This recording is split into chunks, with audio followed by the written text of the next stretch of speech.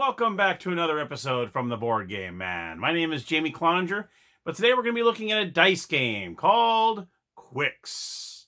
I love the game. My wife didn't care for it too much, but you know what? I'm still going to show you how to play it anyway because it's my channel.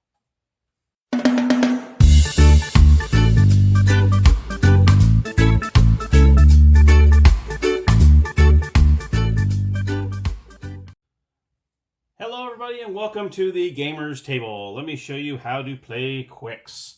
Here is the play card that you'll be using, and these are front and back, which is really cool. And you'll see that the rows have red, yellow, green, and blue. I'll also talk about the numbers down below there, 1x, 2x, 5x, all that good stuff. The boxes to the right where it says -5 points, and then the colored squares on the bottom. I'll show you all that right now. Let me show you what the dice look like. Here are the dice that go to the game.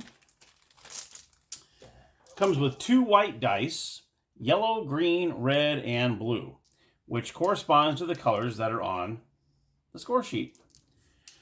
So this is how you play the game. The player with the most points wins the game.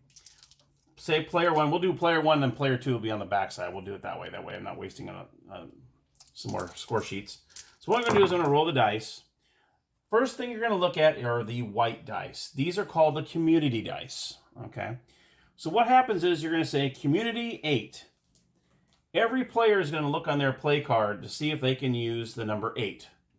Now how you do this is you're going to try to mark off numbers to the farthest left that you can in each row. So you can see that the numbers on the top, red and yellow, both go from 2 to 12. And then the bottom 2 rows go from 12 to 2. So every time you mark off a box, you can no longer mark off any boxes to the left of it. So that's why you're trying to get the numbers to the far left as you can to mark them off. And it depends on how many X's you get per row is how many points you get. And that's what the 1X, 2X, 3X, all that good stuff means. So say, for instance, I had like 4 X's in the yellow row. I would get, if you look at 4, it says 10 points. You get 10 points for that row. And so on. So that's why you really want to try to do as many to the left as you can possible. So when I say community 8, all players are going to look at their cards and see if they can use the 8 in any of these. And right now, 8 is kind of horrible, especially in the top row, because the top 2 rows, it's about 3/4 of the way down the row. You definitely don't want to do that, because if you can mark off the 8 now, 2 through 7, you can't even use. And then at the bottom rows, you can't use 12 through 9 if you were to mark off the 8 there. So you definitely don't want to do that. So as of right now, no one has to use the 8. Not even the roller has to use the 8. That's just, hey, that's like a free, hey, you know, again, it goes to every player, which is nice. So even if it's my turn and I roll, the community dice go to everybody. So player 2, 3, and 4, however many other players you have, they're always going to look at the community dice.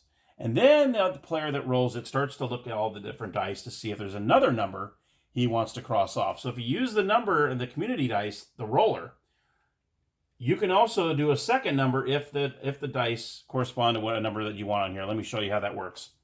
So say, for instance, you say, nope, I don't need the 8. Everyone else says, no, we don't need the 8. As soon as everyone's good, you're going to start matching the color die with each one of the white dice to see if you can mark off any of these down below. So say, for instance, we'll take the 2 first. Do I want to use the green 5? Well, obviously I don't want to do that because the green 5 is way to the right. So I definitely don't want to do that yet.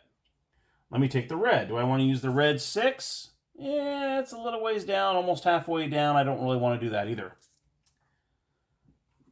I'll do 1 die each. So let's do yellow 4. Now yellow 4 isn't that bad. You're only going to sacrifice 2 numbers on that row. So that's not bad. That's something to consider.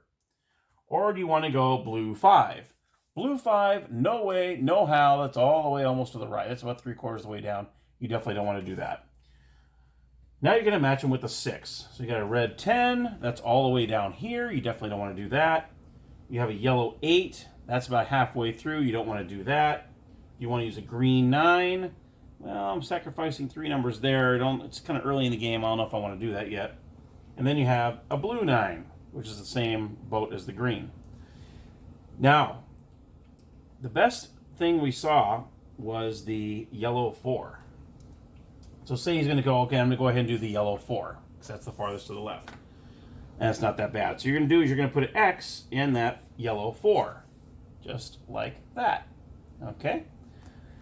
Now, say, for instance, you went through all the dice and you couldn't do anything. I mean, they're all like far to the right. You can't use any of these. That's what these 4 boxes are for right here.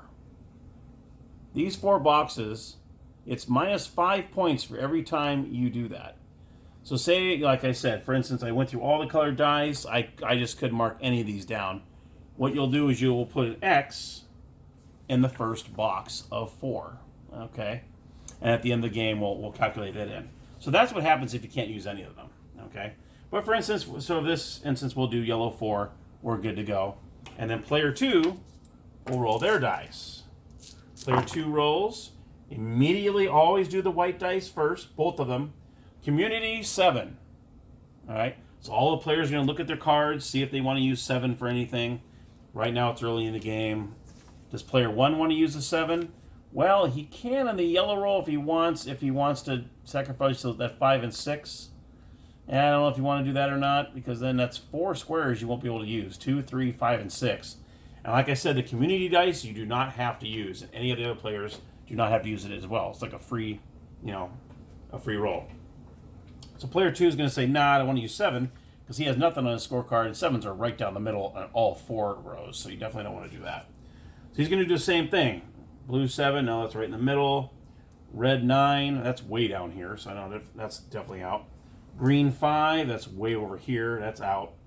Yellow 5, you got 3 you're sacrificing, 2, 3, and 4. Then you can do the same with the other die. Yellow 4, that's not bad. That's probably going to be the best one we're going to have. So he's going to go ahead and mark that's the same one as I marked on that side. That's interesting. Yellow 4. So now let me show you. So that goes back and forth. That's what you're going to use, back and forth, back and forth.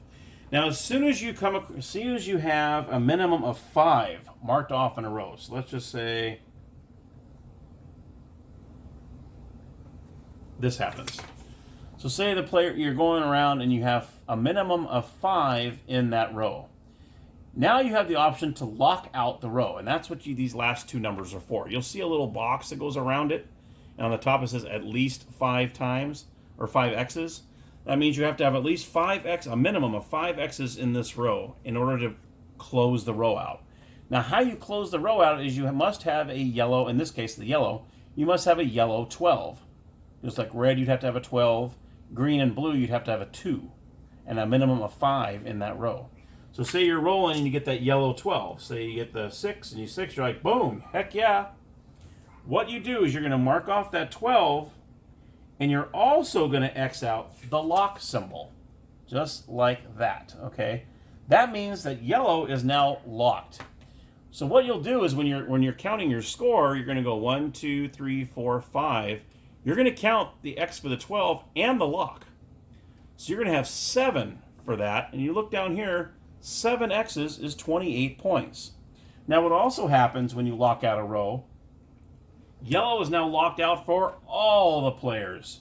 So say player 1 only had maybe 2 X's in that yellow row. Guess what? He's going to get stuck with only 2 X's in that row, and he's only going to get, in this instance, 3 points for that row only. And when that happens, the yellow die, in this case, since it was the yellow that was locked out, gets taken out of the game. So now yellow is no longer a die. You're going to continue rolling without that yellow, and you can continue on. There's 2 ways that a game ends. The game ends either when 2 rows are locked out. So say you have 5 in the red, you end up getting the 12 in the lock, the game ends. Or if a player ends up getting 4 strikes against him in that row, like the one I told you before, with the, you have 4 times he couldn't play a die. So when a player gets 4 of these X's in here, the game ends as well. And how you tally up the points, like I said, whoever gets the most points wins. So let's just say, let me put some X's in here, that way I can kind of show you.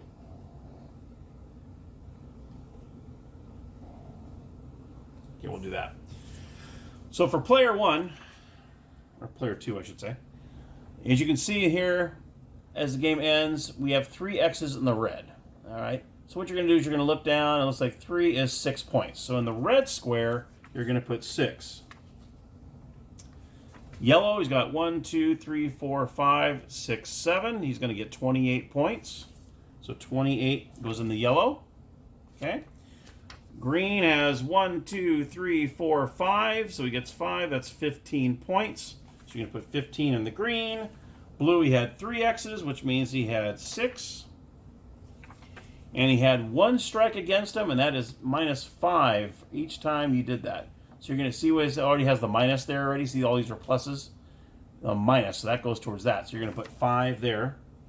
Or if you had 2 X's in there, you put 10 and so on. And then you just add them all up. So in this case, it would be 34, 49, 55 minus 5. This would be 50. So you would score 50 points for this game. And like I said at the beginning, the player with the most points at the end of the game wins the game. And there you have it, the dice game Qwixx. I hope you enjoyed it. If you did, click on the like button down below and click on the subscribe button along with the notification bell if you'd like to be notified of my next video upload. And until next time, thank you everybody and happy gaming!